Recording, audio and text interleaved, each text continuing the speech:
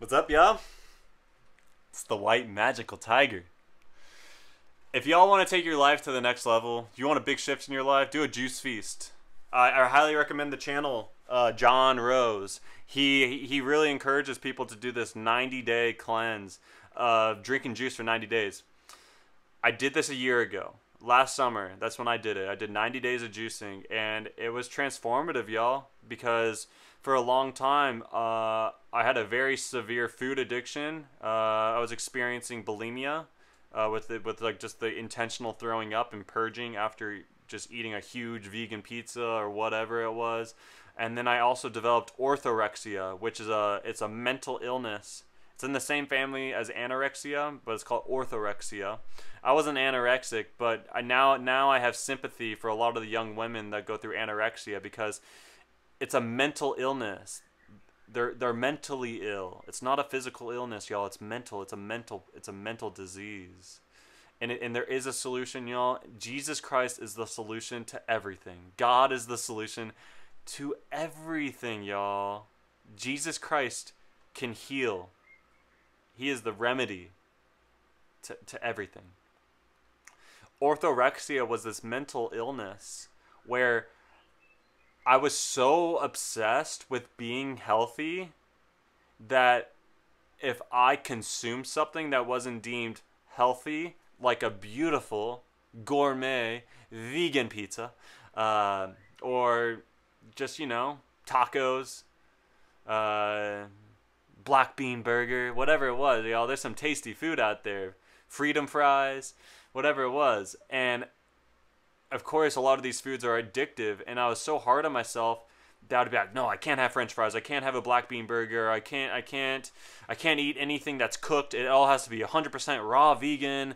I can't I would be craving pizza, and it's like, no, I can't have a pizza. No, no, no, no, no. And then of course, I was so obsessed about it. Then eventually, I would indulge in it, and then afterwards, and I would go so hardcore with it. I could be like, all right, I'm just gonna do this one time thing. I get like a huge pizza and like gorge myself with it, and then be really full, can barely move, can barely breathe, and just being like, all right, I'm not gonna do that again, and then just feeling all this guilt and regret and shame, like, oh, I told myself I wouldn't do this, and I did it, and it was this vicious cycle, y'all, and it turned into this mental illness called orthorexia, where it's like, I was so obsessed with being healthy that if I ever ate anything that wasn't deemed healthy, there was guilt and shame and regret and all this craziness. And this all started when I started learning about raw veganism, because it makes a lot of sense. The whole raw vegan thing, it makes a lot of sense, where it's like we're the only species on earth that cooks our food.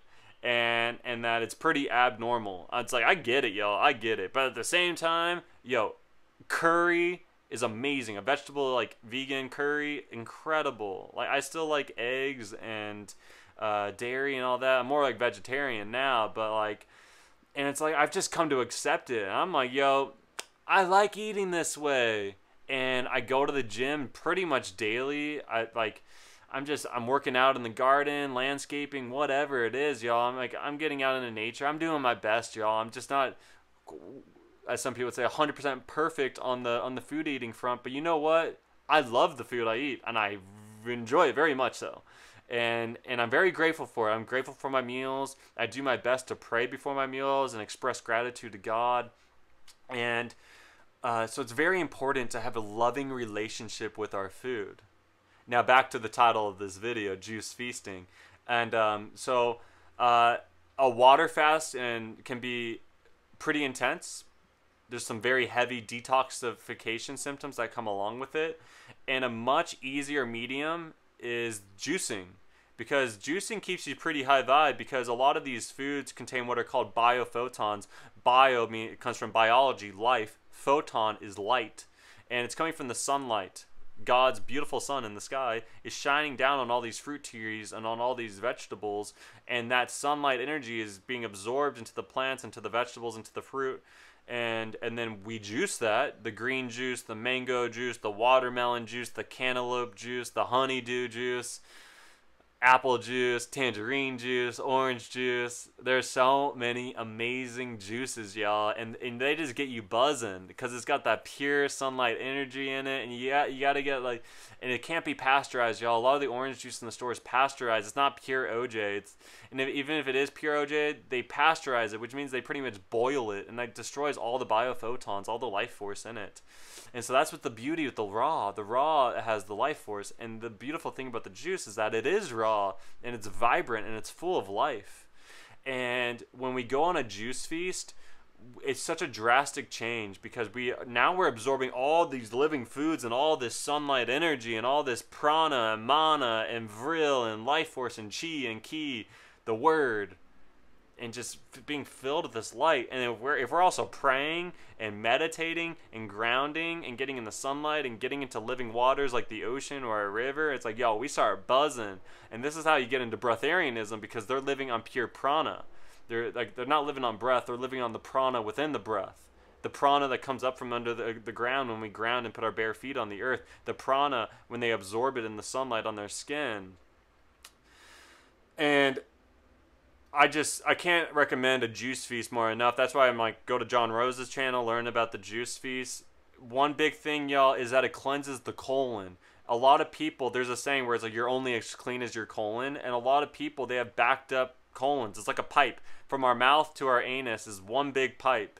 And essentially, a lot of people have never done a day of fasting in their life, and essentially their pipe is clogged up, especially with a lot of the foods that people got. We got Doritos, we got Cheetos, we got Cheerios, Lucky Charms, Fruity Pebbles, Cocoa Pebbles, Cookie Crisp.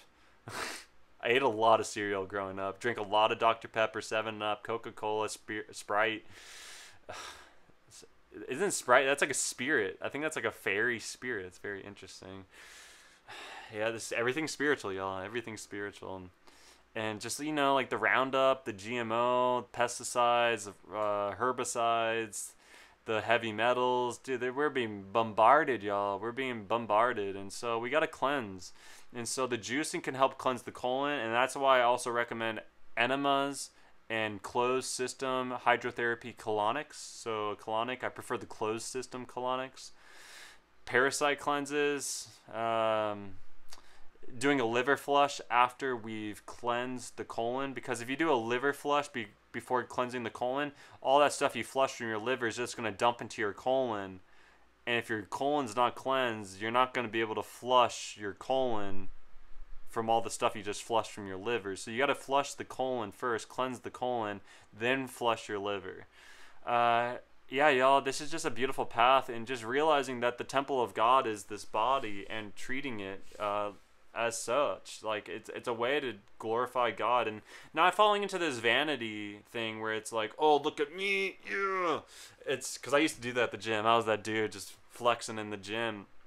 But just realizing that this is a rental car, that God gave me this body, and I want to treat it well. My Heavenly Father gave me this sweet car. It's like a Ferrari, and it's like, yo, I want to take care of it. I want to keep it clean. I want to change the inner fluids. Like, not only is it clean on the outside, like the seats, keep those leather seats good, the outside of it good, like shining and bright. Bring it to the car wash frequently. Shower, aka shower, washing off. But the internal, you gotta, if you never get like an oil change and all the other stuff that you gotta do on a car, especially a Ferrari, if you're not doing regular maintenance on that Ferrari, that's like a $200,000, $300,000 car that it's gonna be junk pretty quickly. And so our body is more valuable than that $300,000 Ferrari, y'all. This thing's incredible. This is the real spaceship, y'all, because we got inner space within here. Like, we are made in the imagination of God. We are made in the image of God. And so this thing is just absolutely incredible. And it's a shame that people just let it go to waste. They don't take care of themselves physically. They don't take care of their mind. They just let all sorts of stuff come in through their eyes and through their ears and through what they eat.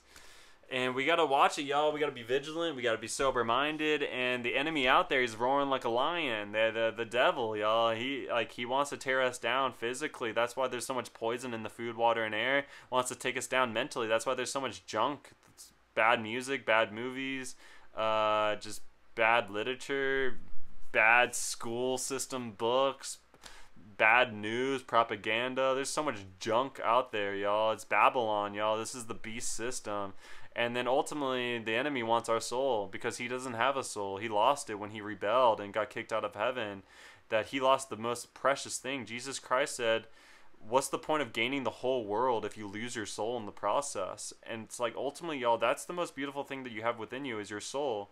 And so that lies within us, within this temple. Like, this is the temple of God, and our soul is within. And then that's why we got to meditate, y'all, because when we meditate, we enter within the temple, our prayer closet, and that's where we commune with God. Like, yeah, it's cool if you go to church or you go to synagogue or you go to temple or mosque, whatever. It's like, yeah, okay, cool, but the real mosque, the real synagogue, the real temple, the real church is right here. It's the body, and we go within and internally, and we go to inner space. Stop focusing on outer space, y'all. It's a bunch of CGI, computer-generated images. It's a bunch of nonsense, y'all. It's not fake. I mean, it's not, it's not real. It's all fake for the most part. Like, go look at those pictures of the sun and like all the like, dude, all that stuff is straight up photoshopped, y'all. It's CGI. Like that picture of Earth that we've been shown our whole life. The blue marble, it's like you never seen that with your own two eyes. You're trusting a government agent, NASA, that's what you live on. The same people that are spraying chemicals in the air, spraying chemicals on our food, putting chemicals in our water system, poisoning food, water, and air, teaching us a bunch of junk in school, and trying to make us all slaves of paper monopoly money. But you're going to believe them what they say about outer space? The modern day rocket scientist on that ladder staircase with a big chalkboard with a bunch of numbers and formulas, and he's wearing a white lab coat, he's a modern day high priest, where it's like, oh, it's not rocket science. It's like, that is the equivalent of like in the past where it's like, oh, you can't get to God, you have to go through a priest, you have to go through the Pope. And it's like, dude, that's what a modern day rocket scientist is. He's just a modern day high priest. And it's like, dude, it's a bunch of nonsense. It's pseudoscience, y'all. It ain't real science. Real science proves God. And the real rocket ship's our body. And the real space that we should be exploring, the new frontiers, are within. Who cares if you go out, like, all right, let's say space is real and you go out there, it's like, it's just the material world. It's more three-dimensional stuff. Like, oh, cool, you go to another planet, which is not real. Planet means wandering star. That's what the word planet means. It literally means wandering star, and there's 7 planets. They're originally the 7 planets of the week. And Monday is Moon Day. Tuesday is Martes in Spanish, Mars. Wednesday is Woden's Day, which is Odin. In Spanish is Miércoles, which is Mercury. Thursday is Thor's Day, which in Spanish is Jueves, which is Jupiter. Friday is Freya Day, like Odin, Thor, Freya. This is Nordic. Freya, Friday, is Venus. In Spanish, Viernes. What is Saturn Day? It's Satan Day, y'all. Saturn Day. What is it in Spanish? Sábado. What is Sábado? Sábado is the Sabbath. Sabbath is Saturday. Sunday, day of the sun. Domingo. I'm not quite sure what the connection is on Domingo. I don't know what the full etymology of that is. I know God is Dios, but also Sol. El Sol in Spanish. El Sol. Well, what is Sol? Sol is our soul. And what's the bottom of our foot? The sole of our foot. And what do they put on our birth certificate? They stamp the sole of our foot on the birth certificate. And my feet are a bit dirty because I live in Hawaii, y'all. It's the tropics. You gotta walk barefoot, and I got dirt everywhere. Yeah, y'all. So juice feasting, it's incredible. Go check out John Rose. May God bless all y'all. Amen. Hare Krishna, Krishna Krishna, Hare Hare.